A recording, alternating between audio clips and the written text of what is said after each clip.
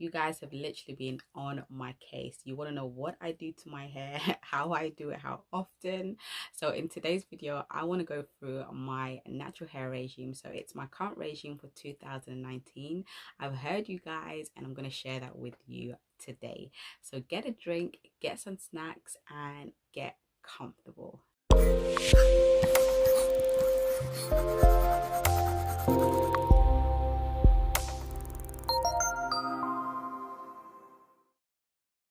Hey guys, it's Novella from Naturally Crowned. For all your kids' natural hair tips, advice, and tutorials, you're in the right place. If you're new here, consider subscribing.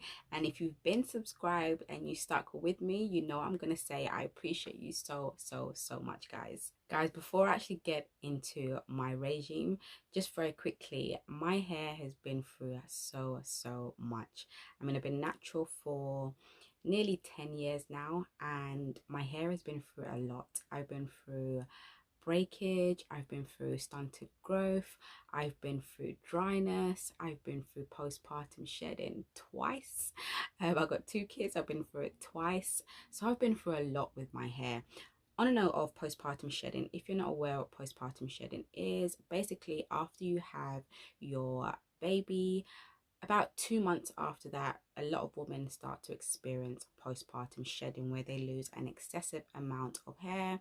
Some of them lose their edges. I lost my edges. I'm going to insert some pictures on the top right hand corner, just somewhere around here for you to see what I'm talking about. But I lost a lot of hair and I lost my edges. The first time around, I lost a lot of hair and I lost a lot of my edges. The second time around, it was so much better because I had a good regime in place. The same regime that I'm going to talk to you about very shortly.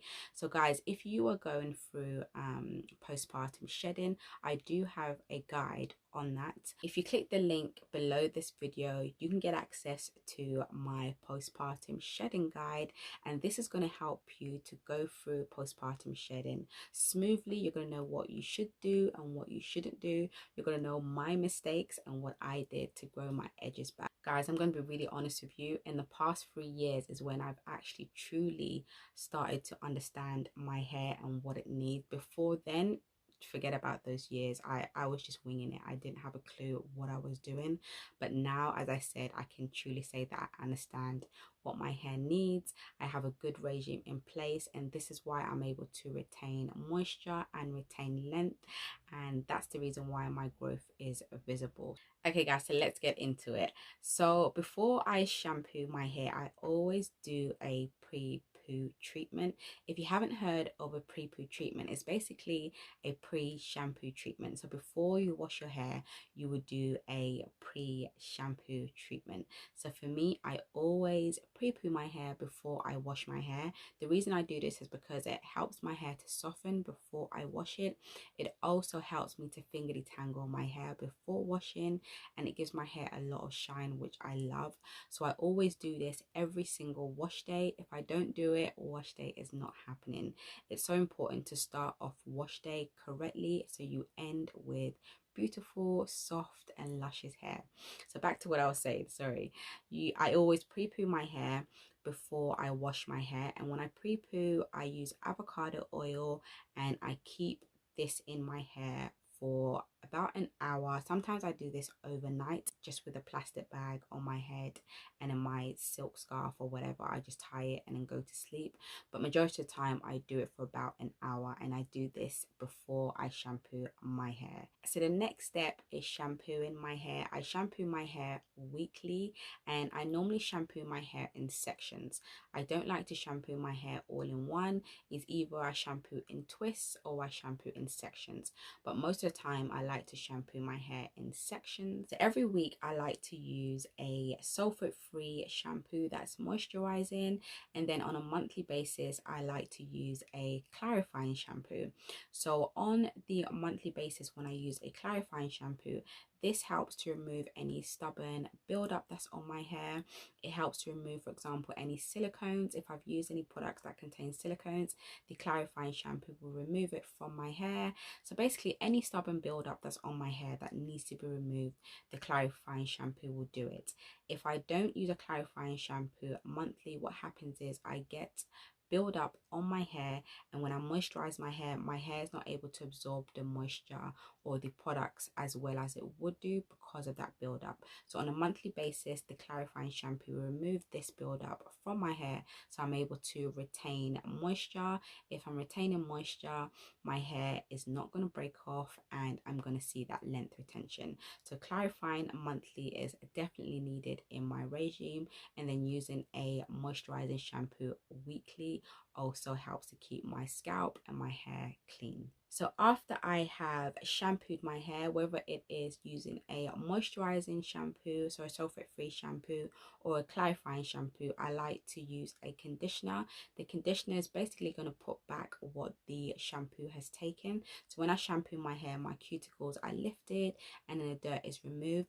With the conditioner, it's going to help to flatten my cuticles again and bring that moisture back into my hair. So after I've conditioned my hair, I'll rinse the conditioner out, and then I like to use a deep conditioner. Now with the deep conditioner, it's really going to help to bring all of that nourishment, the boost of moisture back into my hair. So it's going to take it a step further from the actual rinse out conditioner. This deep conditioner is going to penetrate into my strands and just repair anything that needs to be repaired, or add that boost of moisture back into my hair. So I like to deep condition my hair every single wash day. I don't go a wash day without deep conditioning my hair. Is that important? So when I deep condition my hair, I also like to detangle my hair. So I don't detangle my hair apart from when I pre-poo it in the beginning with my fingers. I like to then detangle my hair again after I have deep conditioned my hair for up to 30 minutes using a heated cap. I will finger detangle my hair again, and the reason why I finger detangle again, because I really want to make sure that I have removed any knots or any tangles before I use my paddle brush. So once I've done that, I will use my paddle brush and further detangle my hair, and then that just makes my hair really smooth and nice. I love my paddle brush. It makes my hair really smooth and nice. It helps my curls to pop even more. I like to detangle my hair after I've deep conditioned it because one, it's at its strongest. Secondly, the tangles literally are melted away when I leave the deep conditioner in my hair for 30 minutes. And also it has so much slip that it just makes detangling a breeze. This is the reason why I save my detangling with a paddle brush after I have deep conditioned my hair. So once I've done that, I will then rinse out the deep conditioner from my hair. So with the deep conditioners, I like to use two different deep conditioners. So on a weekly basis, I will use a moisturizing deep conditioner, and then on a monthly basis, I like to use a protein treatment. So a protein deep conditioner, if you want to call it that, but I use a protein treatment once a month. And with the protein treatment, that's just as important as the moisturizing treatment for my hair. I like to do this to get the balance of protein and moisture, even though our hair, if you're aware, is made up of a special protein called keratin, and even though I have low porosity hair, it's still very important for my hair to have protein in it, but in the right doses. So I like to do it on a monthly basis, so I'm getting that good balance of protein in my hair. Once I've detangled my hair, I'll rinse it out, and then I will use a t-shirt to dry my hair. And I use a t-shirt to dry my hair because using a towel, it just kind of snags on my hair and I don't like it. It's quite rough on my strands.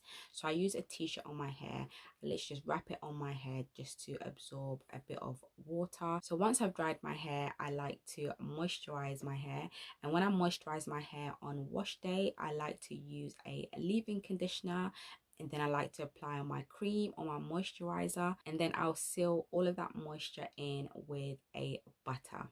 So I do the LCO method, but because my hair is already damp from washing my hair, I don't apply any water or spritz my hair with any water at this stage. I would just go straight ahead to using my leave-in, my cream, and my oil to moisturize. During the week, I will re-moisturize my hair, and I tend to do this every 2 days. And when I do this, I use the LLCO method: liquid, leave-in, cream and oil method, and this method works great for my hair during the week.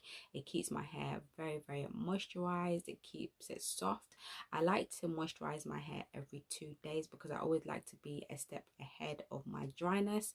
For me, I've had to moisturize my hair every 2 days now since I've given birth to my son. My hair is drier than usual, but usually I would moisturize my hair possibly like every 3 to 4 days, but for now I do it every 2 days. And doing it every 2 days, as I mentioned, just keeps me a step ahead of the dryness. You don't want to get to the stage where your hair is completely dry before you moisturize it, so I do this every 2 days.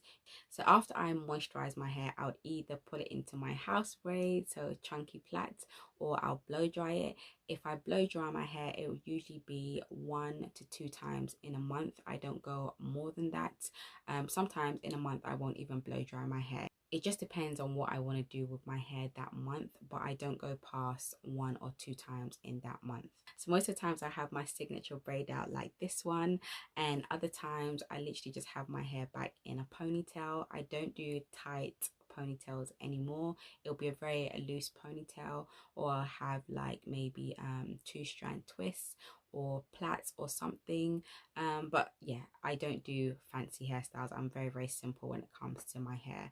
So that's what I do after I have moisturized my hair. So then at night, I like to protect my hair with a silk scarf. Guys, I don't go to bed without putting my headscarf on. It's a must. If I don't, I'm going to wake up in the morning looking like a crazy woman, and my hair is going to be a very dry, because those cotton sheets and cotton pillowcases, they really suck moisture from your hair. So for me, I like to wear a satin scarf.